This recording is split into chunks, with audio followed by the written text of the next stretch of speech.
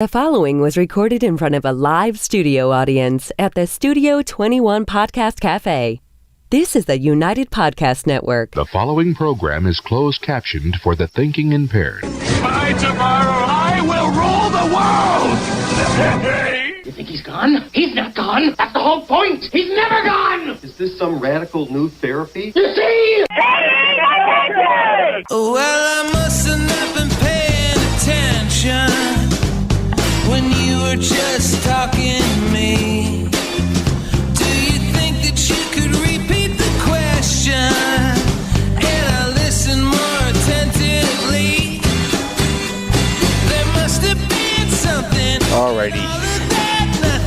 That wasn't quite so easy to see. No, my apologies there, Ed. If you could just pull my my earpiece up just a little bit. I know I made you turn it down, but trying to find a middle ground. Hey, how you guys doing? Tom Duggan here in the Paying Attention podcast, high atop Two Guys Smoke Shop in Salem, New Hampshire, at the Studio 21 Podcast Cafe. And we want to encourage you before we start the show to find the other shows here at Studio 21 Podcast Cafe. There's quite a few great podcasts here. The Writer's Block with Mandra and Debbie, who help writers get their stuff published, and some good advice for them. Also, Political TNT with Tom and Nancy Troy. I think one of the funniest, if not the best, podcast, including mine, that's out there. There's also that Am Bitches. Have you done any negotiating for me in Am Bitches? Because she is pretty hot. I will do some more reconnaissance. It didn't work, huh? No, I just forgot. Okay, all right. I'll put a note. Fair enough. Fair enough. So if you've been following the Valley Patriot online, if you've been following us on Facebook, which you ought to do, you ought to go to valleypatriot.com at least once or twice a week for our breaking stories. You ought to be following us on Facebook and Twitter under my name, Tom Duggan, also the Valley Patriot Facebook page.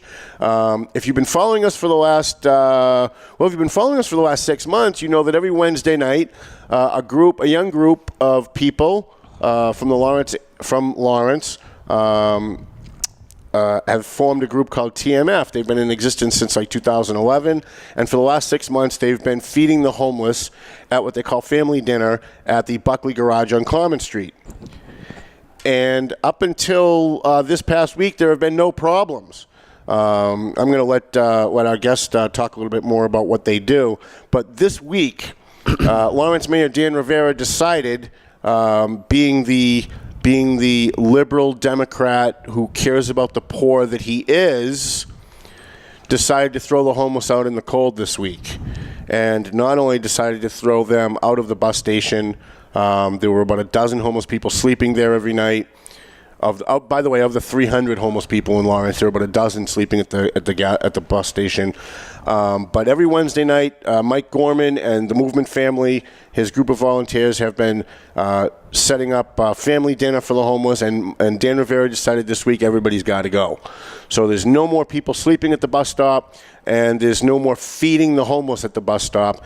And this is a story that's kind of gone viral. We saw it on WBUR this morning. I saw it in a couple of other cable stations this morning.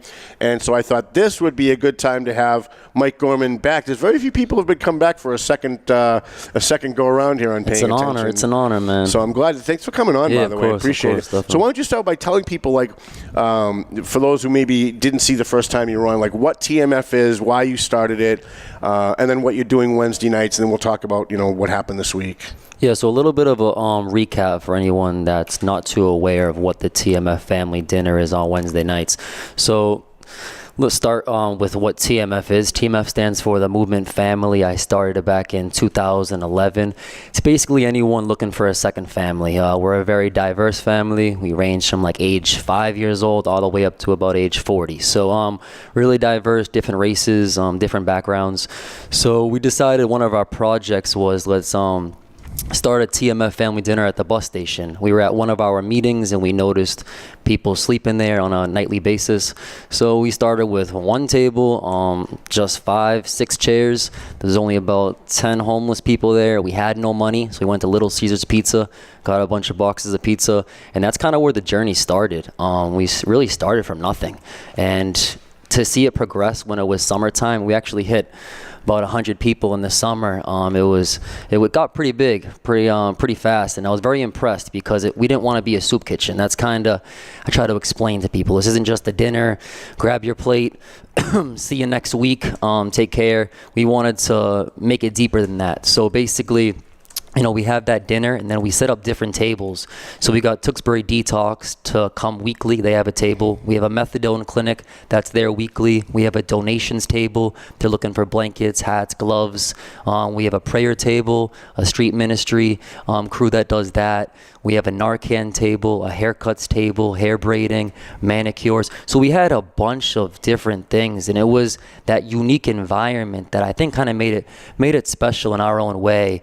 And it was great because we had this unique approach. You have, a lot of at-risk TMF members, that already come from tough situations, dealing and helping people that really come from tough situations as well, and might have had a tough upbringing. Now they're on the streets. So it was that connection they were building. So that's kind of how it started with the whole TMF family dinner. One of the things that I noticed from going to family dinner every Wednesday night was that the kids, and I'm calling them kids because I'm an old man, right? But the teenagers, they're late teens, early 20s, that decided to become part of this.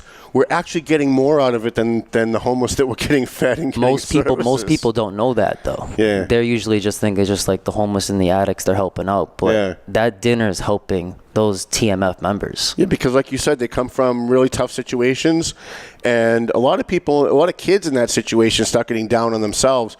And what you guys have done is to be able to give these kids an understanding of giving back to the community and how that enriches them inside. Exactly. How it gives them a perspective on life.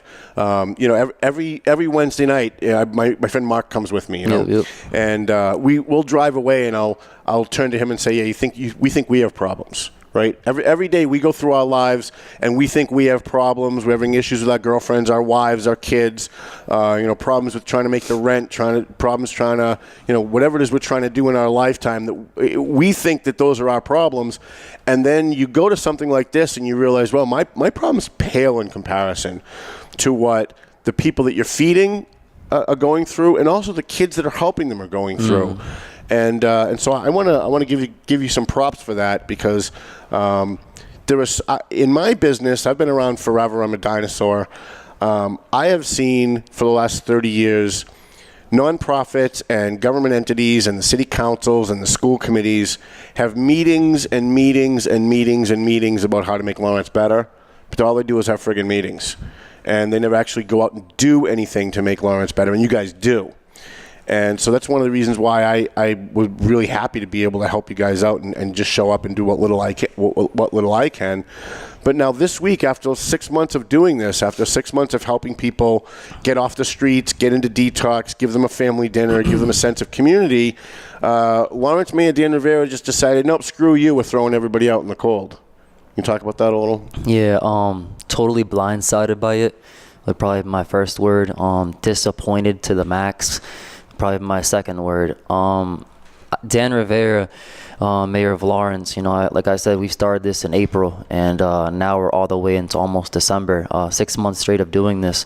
And I just wish that Dan Rivera could have taken a little time, once to come see what his residents, TMF members, kind of created, built, that culture they engraved there. And he didn't, and that hurts. Just to kind of. He was watching you on video, though. Oh, he was. I'm being told by people in his office that the videos that the cameras there, that he was watching what was going on. I suspect though he was watching to see if you guys are going to do anything wrong, so he can find a way to throw you out. But, gotcha. Yeah. But you're right. It would have been nice had he come down. We didn't see very many city councilors show up. We didn't see any members of the school committee show up. It would have been nice if the people who are in charge of running the city had bothered, even if they weren't helping, but to at least come down and show support. Yeah, definitely. Yeah, so we were blindsided by it. I never spoken to the mayor in person or over the phone. I kind of got the notification through the police department. It was Tuesday. Well, I actually heard a little, some things on Monday, but it was kind of official on Tuesday, just saying no one's allowed to stay there anymore, and the TMF family dinners cannot continue from this point on. So what do you do now? You've got this thing that you've built up. We've got these kids that are ready to go out once a week to try and help the homeless. You have the homeless who are used to at least once a week having a family dinner and having access to detox, transitional housing, counseling, prayer, all the things that you offer. What happens now? So first off, I just want to say we have a TMF meeting once a week. You actually attended it this past week. Before you showed up, I wanted to let the TMF members know before they heard it, whether it was the news or social media. So we got into a big circle like we always do in the beginning of the meeting, and I had to tell TMF that they can no longer do the TMF family dinner anymore. And once I said that, watery eyes started to appear. So nothing worse than me telling someone that, and then I have to be the one to wipe the tears away from a 15-year-old girl's face because she's saying going to the bus station shows her love and makes her feel important, and she's not getting that in her own home. That's one of our Lawrence residents who felt like she was doing something special, and obviously you're looking around the room and you can't hear a peep and you're seeing the watery eyes. That's how you know it wasn't just a dinner. It was deeper and more powerful than that. Now, since you've been shut down, have you made the effort to call the mayor's office and see if you could sit down with them and work something out where they can go somewhere else and maybe get back there? I guess to me, I look at leaders and people who are leaders, people who should be leaders. And to me, if the problem was that the people sleeping in the bus stop were defecating in the stairways or leaving needles around, to me, the solution is find them a place to go and let you guys continue doing your family dinner because you're only there for 2-3 hours a week. 2-3 hours a week. And then clean. And instead, Dan just decided to throw the baby out with the bathwater and go, no, everybody goes. And I don't want people at home to think I'm bashing Dan Rivera because I actually like Dan Rivera. We don't agree on a lot of stuff, but we disagree respectfully usually. I think he's a little arrogant sometimes. I think in this case that's the truth. And I think he's a little closed-minded. That's definitely the truth, especially on this. But I don't want people to think that I'm bashing Dan. I don't think Dan hates the homeless. I think he hates the issue of the homeless. And I think he hates the fact that there are homeless in his city because as an elected leader, all elected leaders feel like they're going to be held responsible for all those bad things that are happening, So, I mean, have you had a chance to call the mayor's office or maybe the city council, maybe try and sit down with them? We haven't at this point. Like I said, it was just kind of, the mayor sent someone to talk to me about the situation. And they were like, it's really the decision that's being made at this point. Just a little disappointed in that, with the TMF family dinner, it's 2 hours a week. We did it 9 to 11 during the summer, and now that it's colder, you're doing 8:30 to about 10, just because it's getting darker out sooner. So when we actually get there for that TMF family dinner, when I mean after we finish up, I have even the homeless people sweeping the bus station. We have a guy we call grounds. Sweeping Guy, the short little Spanish guy we call Sweeping Guy. So he's sweeping the whole thing, and we built a strong relationship with the security that's there. So they're really aware these last 6 months what's going on. They've been so kind to us, and we empty out every barrel. We put in new trash bags, sweep the floor. So honestly, we might go in there sometimes, and it might not be the cleanest, but when we leave that Wednesday night, the place is immaculate. Right. I know because I go live on Facebook. I chase police calls and I drive through there through the week because I've got I care packages from Deb Carberry's Someone Cares, and I look at the condition that it's in, and then I look at the condition that it's in when you guys leave on Wednesday night. It's like spotless, and I'm like, why isn't the mayor, why isn't the city hiring you guys to run we had a homeless coordinator, Anil, who I thought did a great job. I know other people didn't necessarily like what he was doing, but I thought he was doing a great job. Why is the city hiring you guys to go out and help the homeless? And it seems to me like you're doing exactly what the city needs, exactly what Dan Rivera has always said that he wants. And yet he's shutting it down. I don't get it. Yeah, we were smart with everything. We planned everything out on the meetings, hand sanitizer for not just the TMF members, but all the homeless people when they sign in for the sign-in sheet. We made sure everybody serving food had gloves. We just handled everything. I thought in so much depth, and we're smart about it. So it's a sucky situation. It really is. Now the mayor gave didn't want to give me a statement. When we wrote the initial story, I texted him and asked him if he wanted to give me a statement. He ignored me. And then all of a sudden, WBUR got involved, and the Herald started making phone calls, and all of a sudden Dan decided, okay, now I have to make a public statement. Like, screw the local people, but now that it's getting into the Boston press, now he feels like he has to backpedal a little bit. And the statement that he issued, it stunned me a little bit. I'm sure it had to have shocked you, because he then blamed TMF for dirty needles and garbage strewn everywhere, and basically said the reason he was throwing you out was because you guys violated an agreement with the city. Did you ever have an agreement with the city? Never had an agreement with the city. Never. Like I said, I never personally talked to Dan Rivera. He had the police talk to me a few times. Before we eat, because I talked to a police officer a couple times about, what we were doing there. And he would just be like, hey, make sure, they're cleaning up after themselves and just no using at the bus station. So before we even eat, we get into a huge circle. We hold hands and we just go over the rules at the bus station. Mm-hmm. No using, clean up after ourselves. And if you need to use the bathroom, go to Wendy's. What amazed me, I don't mean to cut you off, yeah, go ahead. But what amazed me was I deal with these homeless people almost every day because I'm handing out care packages for Deb, and I'm talking to them. And a lot of them don't like each other. A lot of them I've seen having fistfights on Broadway with each other. And then I show up Wednesday night and they're sitting next to each other having a dinner. Yeah, and it's like even the homeless and the addicts who are hardcore, some of them they've been on the streets for a decade. Even they respected you enough and what you were doing enough to not use at the bus stop, to make sure they cleaned up after themselves. I watched Ralph at the end of last week or the week before was yelling at a guy, hey, pick that up. Pick that up, man. Mike does a lot for you guys. Pick that up. And I was like, wow, he's got the homeless trained to even clean the bus stop. This is great. So when I read Dan Rivera's a very deceitful comment that he gave to the press, that it was your fault that everyone was getting thrown out. Like, how did that hit you? Honestly, I wish he said my name personally, like Michael Gorman's fault, because I had TMF members read that. And how do you think that makes a young person, TMF, who put so much heart and passion into it? And they're working extremely hard, 10:30 at night to make sure every single thing's off the ground, to have someone who they're supposed to look up to in the city, who has such like a voice and an image, says, you guys didn't meet your part of the agreement, you guys didn't clean up. That hurts an individual. Yeah. And I got to be the one to tell them. They feel like it's their fault. Yeah, they feel like their fault. And, for someone who's already made some mistakes in life and may have already went through so many obstacles and is trying to do something good, gets bumped back again. Right. So that's it makes it into a tough situation for me. If you put my name in, I can take it. Right. I can definitely take it. But for like a young 15-year-old kid to hear that, it hurts them. So that's I was disappointed with a couple of the comments, because I didn't feel like those comments were true. Like, I would need some factual statements. Like, it said in fear, like the police have never been called to the bus station. We built such a culture of love that people really respected each other. There was never an incident where we had to really, hey guys, that's it. Tonight's done. Like, it was such a respect factor built in there, where we were treating the homeless people like people. We were kind of walking with them on this journey.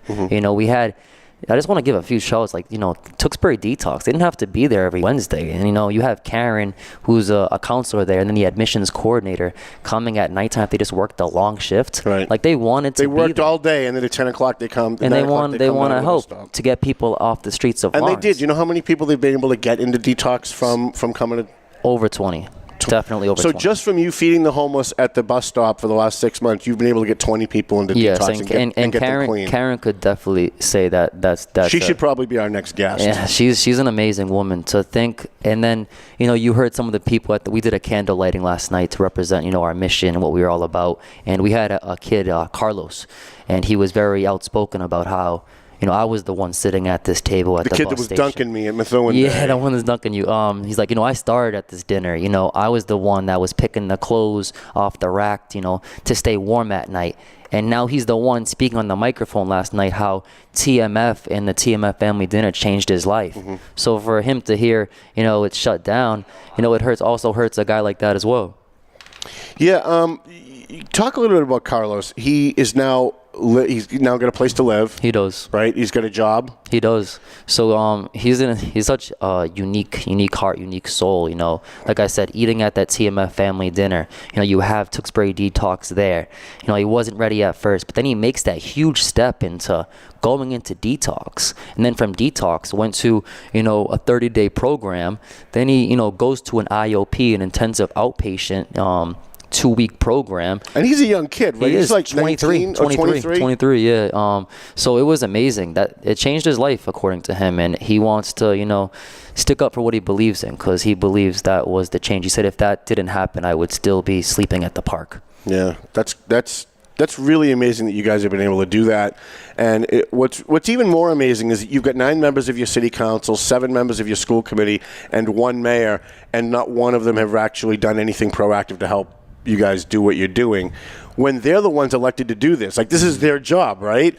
And you're doing their job at no cost, and all you've gotten is grief from them. It's a little. I just wish there could have been like a conversation, just like one conversation. It's like, let's try to work on this, but I'm at a loss for words sometimes. So what's plan B now? Because my first thought was maybe we can use House of Mercy. Maybe we can rope in one of the churches that wants to help, even if we're just using their parking lot, or maybe they've got like an overhang somewhere where we can recreate this. Because if you go more than 1 or 2 weeks without doing it, everyone's going to kind of disperse. It's going to be hard to reconstitute it. Is there a plan B, or are we just kind of flying by the seat of our pants till we figure something out? I've been taking it day by day. Like last night, I really wanted to concentrate on that candle lighting and representing our mission, and just to kind of peacefully be out there and to represent who we are as a family. From this point on, now it goes to what's next Wednesday. People, I've been hearing that question, are like, what's the next step for TMF? We have a meeting on Monday that will be crucial, but when I was telling those TMF members that it's done, they wanted to fight what they believed in a peaceful way. I've heard from multiple people, there's even like a city council meeting, where TMF, they wanted to, express how they felt in certain ways. We've had various phone calls of places stepping up. Even I got a phone call from the Lawrence YMCA who wanted to help us out. I got a phone call that South Broadway, near that plaza to the left over the bridge, there's a little lot over there that we could take that. That'd be a great spot. Another guy I want to give a shout out to, I'm not sure if I'm saying it right, is Wander. He runs a fitness gym in Lawrence. They contacted us. He wanted to. Oh, awesome! Yeah, he wanted to help out, and that's just, it's great to see different people from the city kind of give a lending hand when things can get tough for people at times. So we got a lot to think about in a short period of time.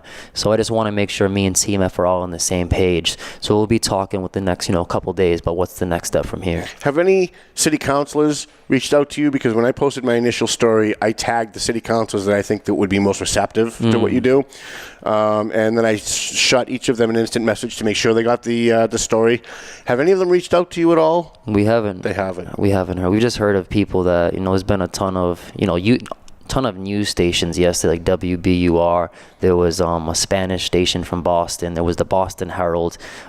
Today there was Channel 4 News. So there's been quite a few various news stations, and it's just been the people in the community just showing their support to what we were doing. But when it comes to elected officials, unfortunately, there hasn't been anyone that reached out to us about the situation. How many kids do you have in TMF? Every time I go, there's a different number. Sometimes I go, there's like 10 kids. And then sometimes I show up and there's like 30 kids. And I'm like, well, how many people are part of this organization? So it started in 2011 when I was 18. And now we have over 400 TMF members in 7 years. So right now we have about 50 TMF members. Wait, did you say 400? 400. That's amazing. In 7 years, and obviously we have ones that are older, moved on, live in different parts of the country now.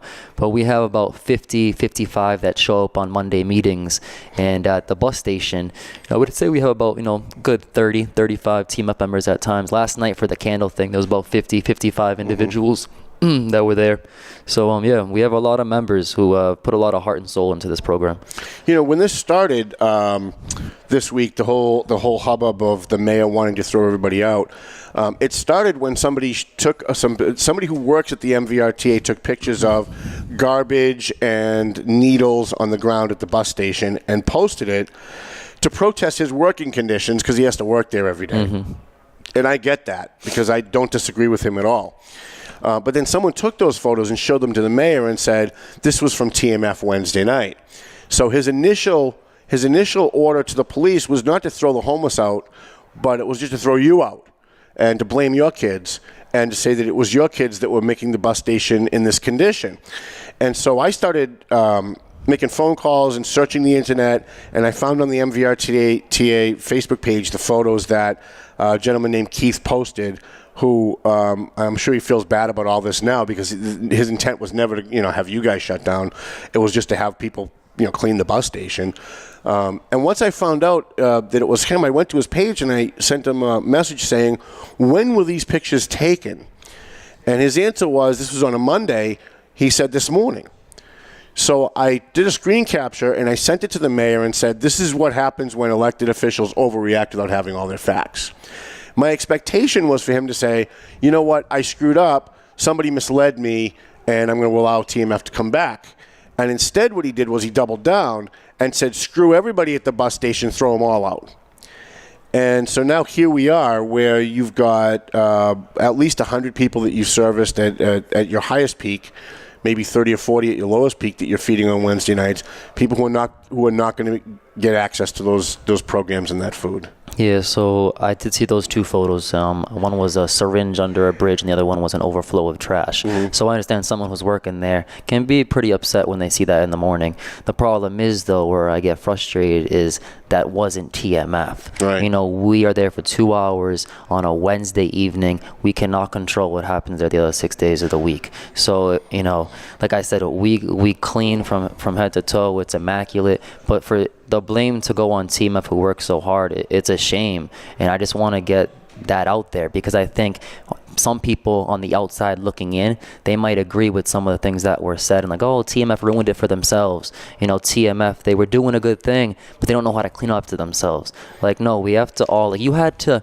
take time out of your day to come see what we built there and the culture and the environment that we built, to understand it.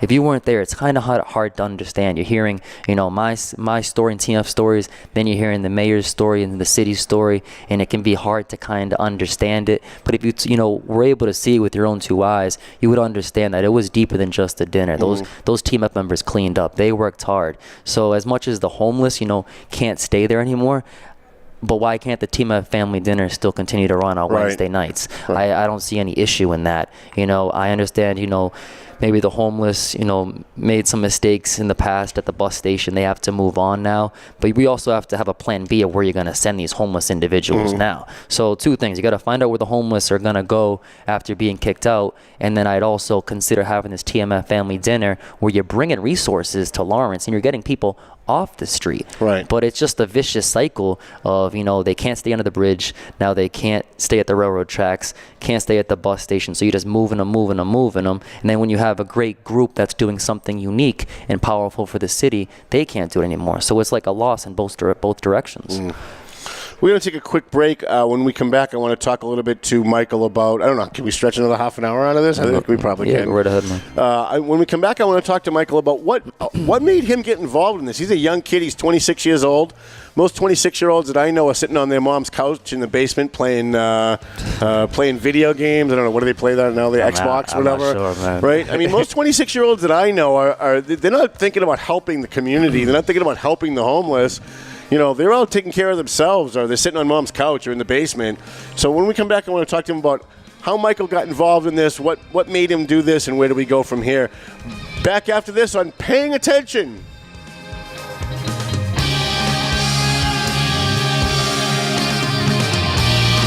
A&M Auto Body. We got our friend Angelo over there. Angelo Memolo over there. He does great work on your car. So if you got a ding in your car, somebody hit you, you got a mechanical problem, you bring it to A&M Auto. He's on South Broadway in Lawrence on Inman Street. Angelo will take care of you. So what's the address there? 341 South Broadway, Lawrence, Massachusetts. I don't know why these guys love me so much. I really don't.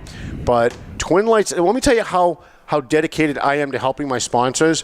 The guys at Twin Lights Security needed an extra security guy to do private investigations and to do security for a certain thing in Boston.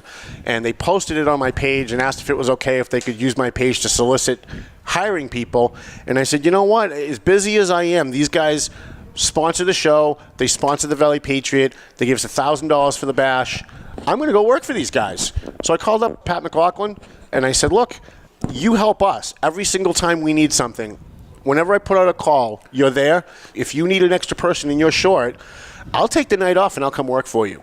And so I have been. I've been doing some work for them because they're helping us. And so there's no reason why I shouldn't be able to find a way to help them in the meantime. So if you need security, or if you're getting divorced and you need a private investigator, if you have a business and you need a private investigator or security, you want to call Twin Lights Security. They're based out of Gloucester, but they're very local.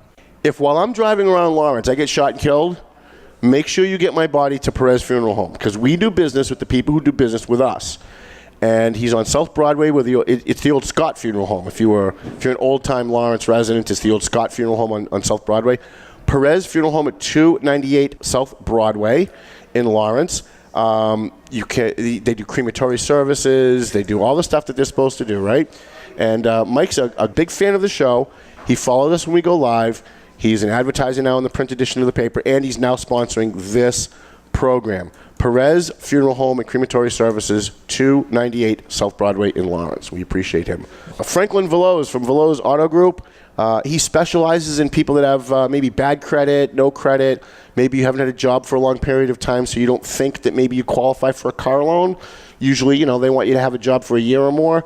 He specializes in getting people who have bad credit or no credit or maybe spotty credit, getting them into a used car. He used to work for Charlie Dare's Commonwealth Motors for a long, long time, so he knows his stuff. I think he was the credit manager over there or something. So he knows what he's doing, and he follows us live, too. I really appreciate that he does. Every time I see him pop on, I'm very excited about it.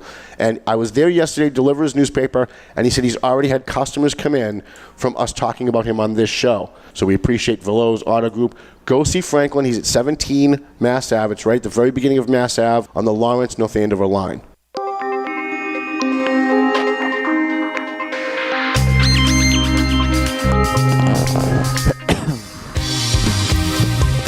And I really do mean that. If I get shot while I'm driving around Lawrence, make sure you get my body to Perez Funeral Home. You have a commitment from me.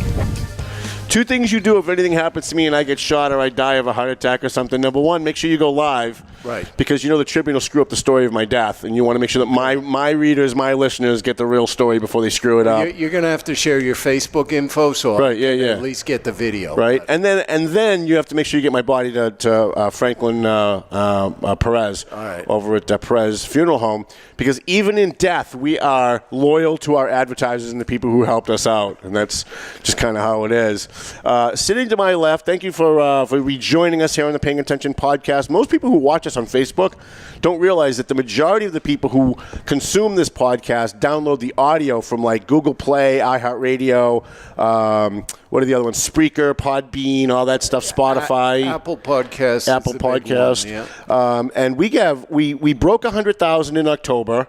I think we're somewhere in the neighborhood of 120,000 now. For downloads, people who actually downloaded the audio.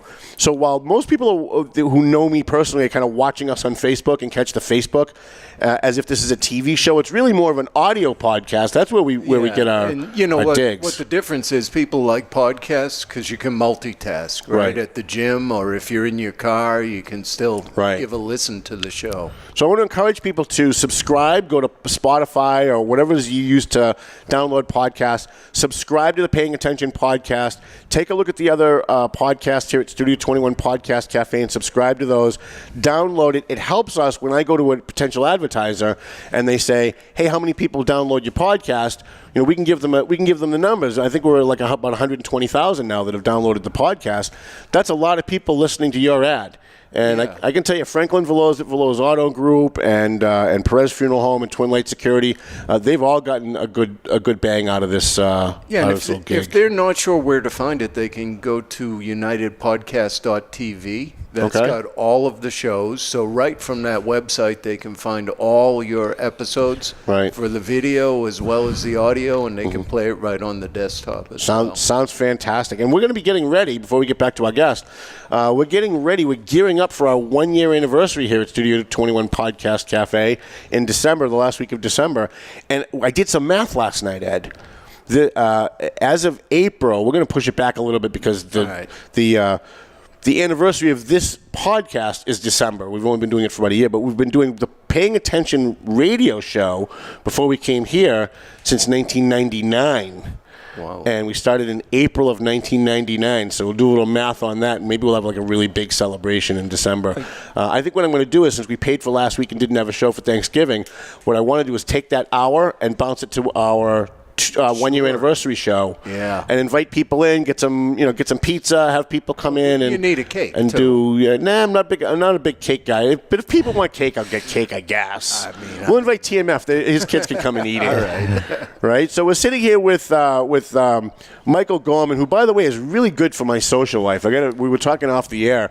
All the young, beautiful women that follow you is unbelievable. You've got like a cult following, and it's amazing. You got all these beautiful young women in their 20s coming on my page now, posting stuff about you and saying how disappointed they are about what's going on with the mayor throwing you out of the bus stop. And I thought, I picked the right guy to be my friend. Too funny. So totally. So I'm looking at you, and I don't want to embarrass you, but it's just kind of what it is. I'm looking at you. You're a young, good-looking 26-year-old guy. You could be doing anything with your time right now. You could be out, courting a girlfriend. You could be starting your own business. You could be doing a lot of other things. And I know that you're very busy. I know you're going to school full-time, and I know that you work. What made you do this? What made you get involved and take time out of your young, busy lifestyle where, as I said before the break, most people just don't give a crap about the community or anybody around them? What made you break through that and go out and start TMF and then use the group of TMF to go out and help the community? So growing up, my mom and my father were very supportive. Basketball was a passion of mine, so I ended up playing college basketball. So coaches throughout my life were just like a second father figure in a way, looking out for me. Teachers made sure my homework was all done. But it was, my friends that had such a pure heart as well, but they didn't have that love and that guidance at the home when they were young, and I saw that, and that killed me inside. That really hurt me. So while I'm going inside to do homework, they're still outside at the park because mom's working extra hours to try to put food on the table, and dad's not around, and they just didn't have the same opportunities that I had growing up. So that was kind of like the motivation factor for me starting TMF, and like how I always say, a second family, just because I think it's so necessary for so many young individuals out there to have some guidance and some love. So I started TMF basically for that reason. And then when it comes to the street aspect of it, the curiosity got to me. Like, I don't struggle with addiction. I've never been homeless. I don't even have anyone in my family that's really struggling with addiction, but the curiosity got to me. I wanted to understand, why someone's out there. I wanted to learn their story, what it's all about. So that's kind of how it all started, how the journey began for me. And so you got together with, how did you start it? Like, did you put something on social media and say, hey, we want to have a meeting? If you're, did you rope in your neighbors? You're like, how did you? There's a lot of people that would love to be able to do and replicate what you do in other communities. How did you pull everybody together? I get that question. So how do you start that? When I started when I was 18, it's so funny. With TMF used to be very, very different. It wasn't what it is now. I got a workout packet to play college basketball, and so I had to do training by myself all summer.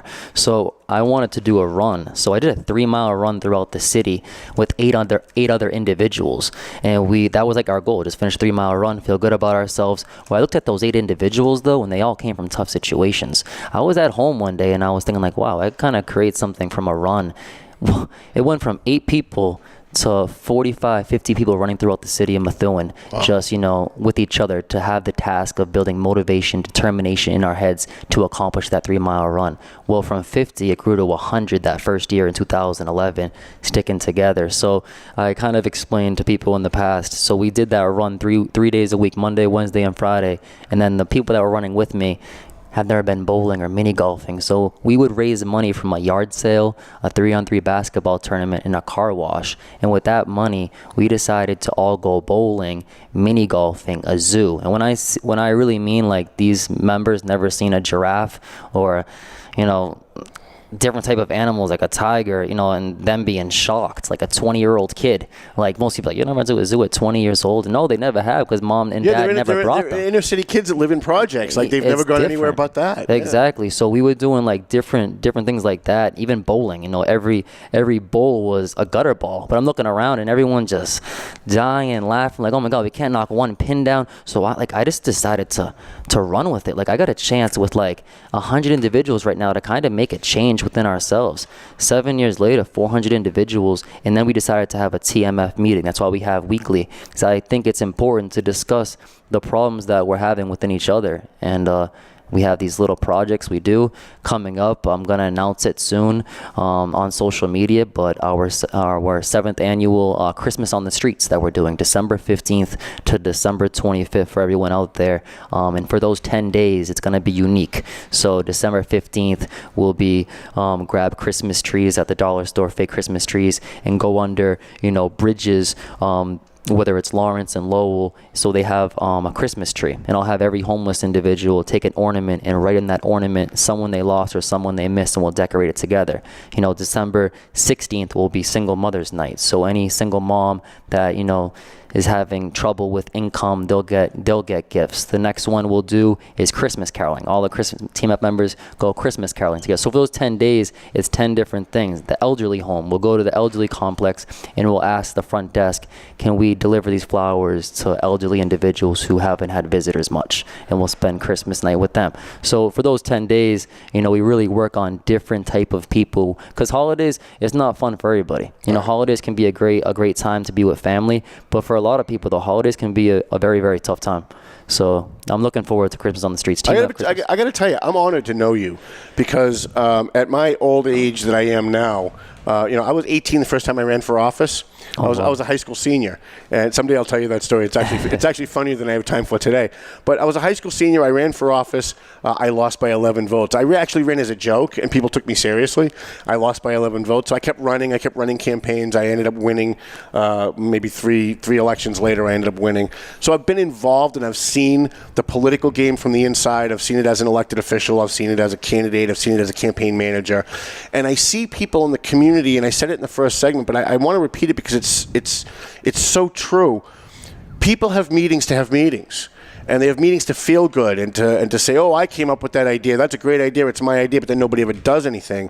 And then I listened to how you started this and where you want to take it and what you've been able to accomplish, doing the little things that mean so much to people who have nothing that others just completely dismiss. And so I'm really honored to know you. I'm really honored to see that there's at least one person in the community that's been able to corral all of these different demographics, Latinos and Anglos and gays and straights and people who are in my age, an old man, and people who are young at 15, 16 years old, and pull everybody together to do something good for the community. I want them to see with their own eyes, the TMF members. I think it's so crucial to be able to witness things. So even for those Christmas on the Streets, to bring it back to that, one of the nights that we do is it's all Christmas on the Street stuff, so we think of different type of topics. So we're going to go to the baby cemetery section of the cemetery, and we'll actually put teddy bears, and we'll put, little things near their grave, and just kind of spend the night for, the babies that, passed away too young.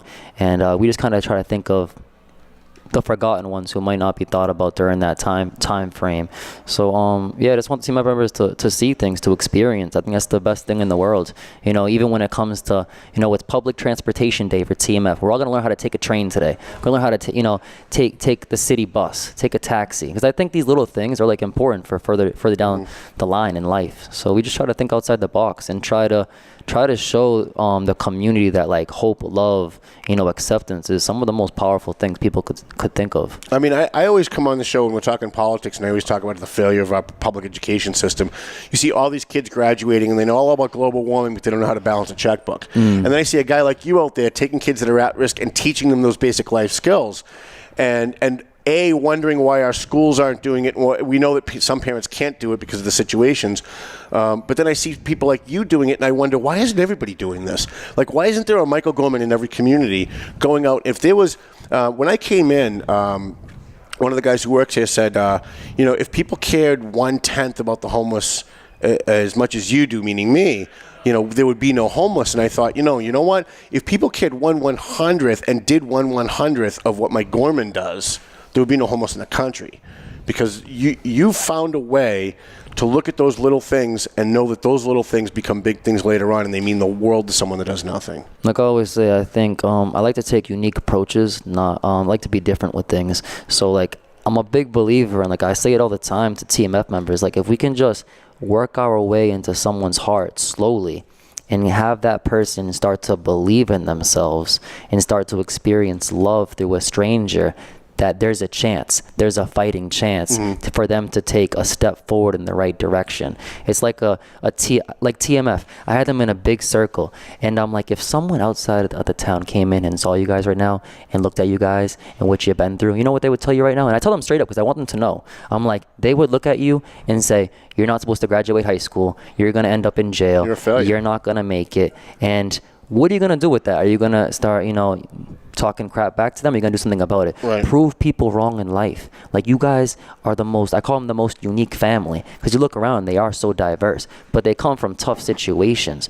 Like, prove people wrong. Don't be another statistic. Show, like, you can take this approach at the dinner in two different ways. You can kind of, get into the drama aspects of it and start, doing negative aspects to it, or you can make a change and, use this to keep building.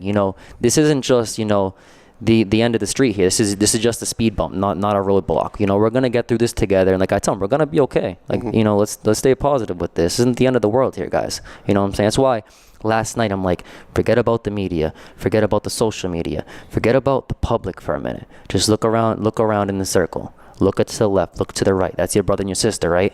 Let's stay together as a family, and let's get through this together. We don't need to be on a microphone repeating something. Then it gets negative. Then there's a cop showing up. Next thing you know, someone's getting arrested. Right. Let's just stay together. See, I was going to speak last night. You should have got on that microphone. I was going to speak last night, but I know that if I got a microphone, I would have said something derogatory about the mayor. And I know within 4 seconds, because we were live on Facebook, there would have been 15 cruisers, and they would have been shutting us down. So I said, no, I'm not going to say anything tonight.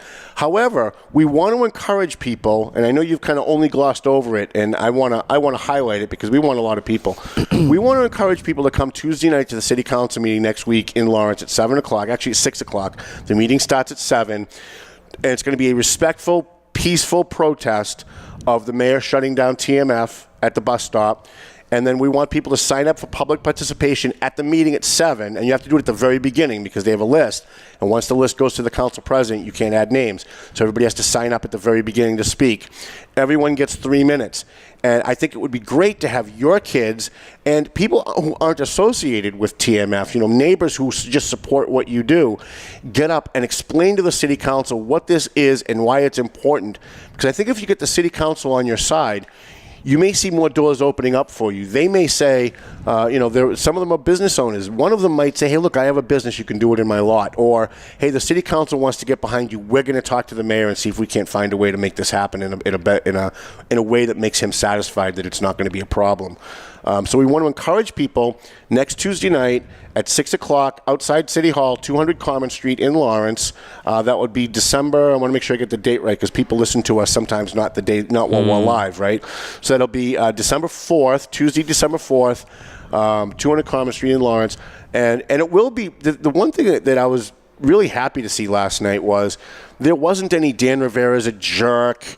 There was no villainizing or demonizing of the mayor. It was just very respectful. Look, this is what we want to do, and this is what we care about, and we are disappointed in what the mayor did, and I think that it will be a very respectful, peaceful protest Tuesday night. Yeah, even last night, I looked around the circle and I made it clear while we're here.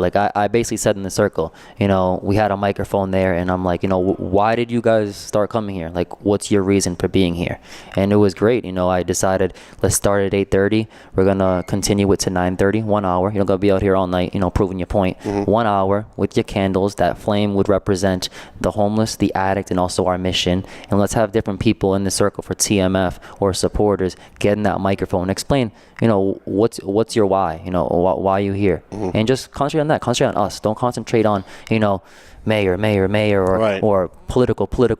Just why are you here? Right. And what's your reason? Right. That's the political end is my job actually, and I tried very hard not to make this political because I don't want to ruin what you guys are doing and what you're trying to do. But I look at what the mayor, and I've known Dan for a long time, and again I don't want to bash him, but I look at what the mayor has said and done throughout his 6 years as mayor, and one of the things that he has been very steadfast about is on May 1st there's always a rally for illegal aliens. It's the May Day rally in Lawrence on the Common. and to be accepting of illegal aliens, and that Lawrence is an accepting city, and that Lawrence is a sanctuary city, even though they don't call it a sanctuary city, they call it a Trust Act city. But I see that the mayor has no problem welcoming people who are here illegally, who are from other countries, and spending needed resources on those individuals who are not supposed to be here. Yet his excuse for not helping the homeless is that the homeless are from other communities, not Lawrence, and why should he spend needed resources on people from other communities when those other communities should be taking care of them? And I start to think about the hypocrisy of that, whereby illegal aliens are members of other countries. They're citizens of other governments. Their government should be taking care of them. They're coming here illegally, and you're welcoming them, and you're spending needed resources that Lawrence residents need on those illegal aliens that are now in Lawrence, and yet screw the homeless. And the other thing that Dan Rivera always seems to say, in both of his campaigns and his campaign for city council, he's always talked about, how people only talk about the negative things about Lawrence. Right? Whenever I write a story about a shooting or a fire or a stabbing, I get negative comments from the mayor or people in the mayor's office that you're making Lawrence look bad. Why can't you do more positive stories? Well, here's a positive story, and he's the one that shut it down. And you can't be the guy out there complaining that Lawrence only gets negative press, that when you drive through Lawrence it looks terrible, and look at all the horrible things that are going on, or look at all the horrible things people talk about. Why can't we do things more positive? And on the other hand, shut down the only positive thing going on in the city. So for me, it's tough because I'm a political person by nature, and I also look at the fact that Dan Rivera is a Democrat. Now, I'm not a Democrat. I was a Republican for years. Now I'm an independent, but I'm a conservative, certainly. And I've been lectured my whole life about how Democrats care about the poor. People say I voted for Elizabeth Warren because she cares about the poor, and the Democrats really care about the downtrodden and minorities, and they care about racism, and they care about homelessness. Yet the Lawrence mayor is a Democrat. Almost everyone in the city council is a Democrat. All of your state reps and state senators are Democrats. And yet Karina Papalato fights for pennies every year to try and keep Daybreak open and to service 55 homeless people of the 300 homeless people in the city. People like you do it for nothing, right? You volunteer your time, your kids volunteer their time to try and make Lawrence better. And you've made Lawrence better, and yet it's the Democrats that, A, didn't help. I didn't see any state reps, state senators, city councilors, they're helping you. And yet a Democrat's the guy that shut you down. So for me, I know you guys don't want to get political, and it's probably good that you don't. But for me, I look at the political angle of this, and it infuriates me because I'm sick and tired of people campaigning on the backs of the poor to achieve political power and then shoving it up your rear end every chance they get once they achieve that political power.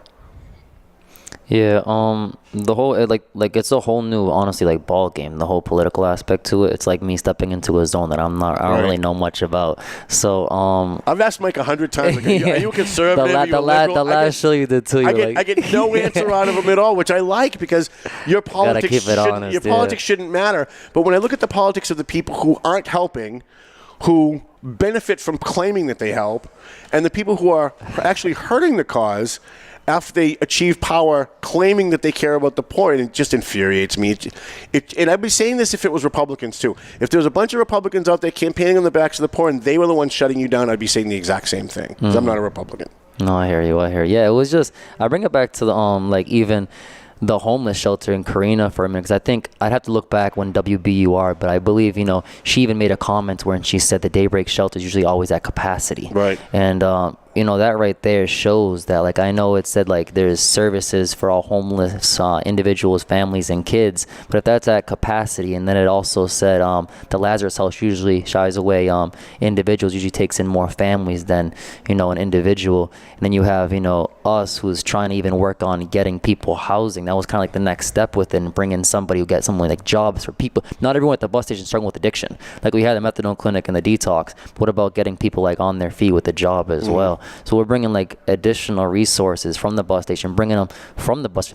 People would actually drive them straight to detox from the station at night. Well, I saw that one night. There was somebody who said, I'm ready to go into detox. And we all know with addicts, if you don't get them that minute that they say they're ready to go. Their mind could change. Right? Yeah. And there were people going, okay, I'll drive you now. I'll bring you now. I'll bring you out to Westford now, or Westboro now, or I'll bring you to Tewksbury now. And I was shocked by that. I'm like, well, wait a minute. If it's this easy, why aren't more people doing this? I feel like it was really working. It's just, it's disappointing. It really is.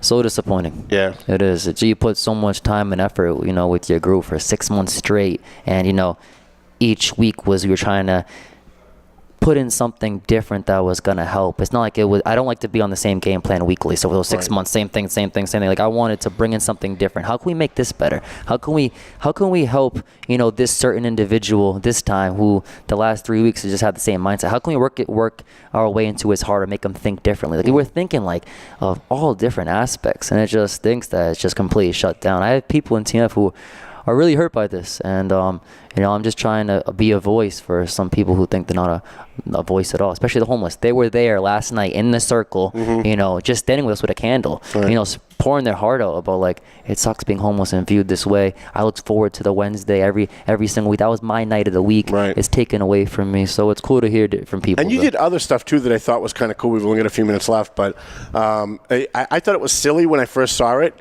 And then I realized the genius of what you did had to have a game table. And so Mike sets up a game table, and he's got chutes and ladders and games that we haven't played. Games that we haven't played since we were kids. Yeah. But you see the homeless people sitting down, they're playing Jenga, they're playing Candyland, bringing them back to their childhood, and making them realize that, wow, these are really people who care. These really are people who are trying to make a difference.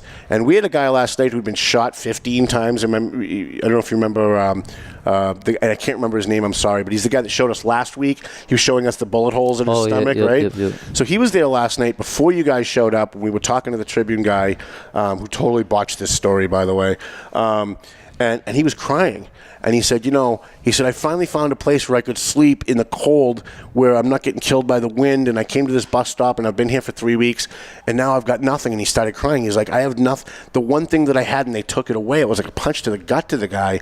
Now, this is a guy that he was shot 15 times on Drake Street about 2-3 years ago. I actually covered that shooting. And I was surprised. When he's telling his story, I'm like, oh, you're the guy that got shot. I was at that scene. And this is a big, tough guy who's had an addiction problem. He's clean right now.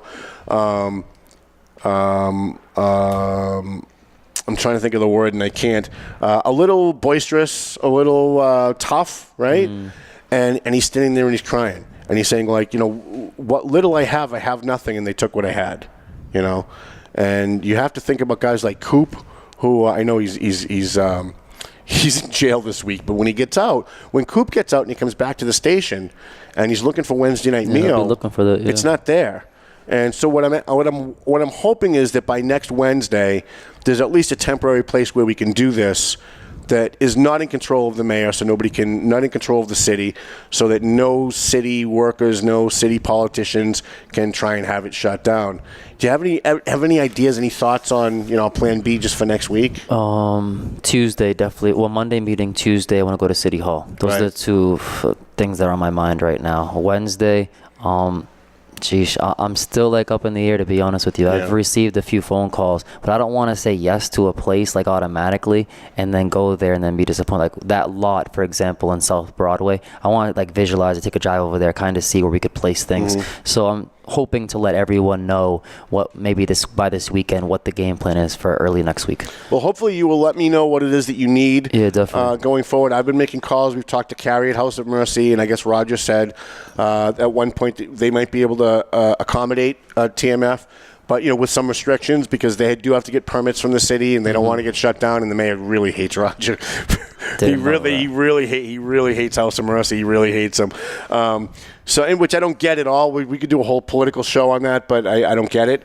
But I want you to know that I'm here for you guys. If there's anything that I can do as far as making phone calls and trying to help facilitate getting a place for next Wednesday night while you're busy trying to organize the Monday night meeting and the Tuesday night protest, there need to be people who are going to be, aside from you guys, helping you out to try and find a place and try and make sure that it's okay, and try and make sure that we can have another Wednesday night family dinner. I really think if you go 2 weeks without one, you're going to lose everybody. And the word spread very fast. I mean, I was surprised when we got there last night. There were a couple of homeless people there, and they saw me pull up, and they said, hey, there's no dinner tonight. They already knew. And word spread really fast. So if we can find a spot, whether it's that spot at the end of the bridge or whether it's maybe that empty lot across the street from House of Mercy, or maybe at House of Mercy. Maybe a church can step forward. We've got a bunch of churches in Lawrence. That would be great. We've got about a minute left. Do you want to let me give you the last word as far as giving shout-outs to people and remind people where we're going from here? Yeah, I just want to say thank you to everyone in the community. I haven't been able to, it's just been so crazy these last couple of days with, getting by with the news stations or people from the public. But I just want to say thank you for everyone who has reached out, who's, just been so kind-hearted to not only me, but my TMF kids. That means the world to me. I will always support and have those individuals back, for life. It's a relationship that we'll always have. But thank you for everyone out there that has just reached out, what can I do to help TMF? I just want to say thank you. I wish I could name everyone individually, but it's just so many people. Right. But thanks for sticking up for us and our mission and what we believe in.